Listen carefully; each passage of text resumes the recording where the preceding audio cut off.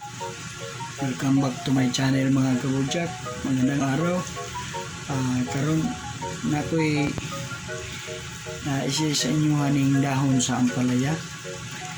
Ako lang yung lapuan, din ako na yung butangan o kaning mga may bawang, may luya nya. Bombay pala, wala pang bawang. Tsaka lagyan ko na sili.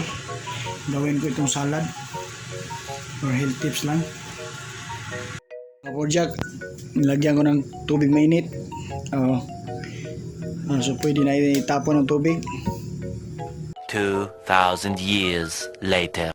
Pagkatapos mga kabudyak, ilagay natin dito.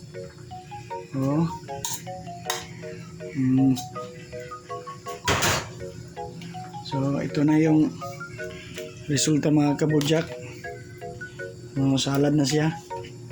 Salad ng dahon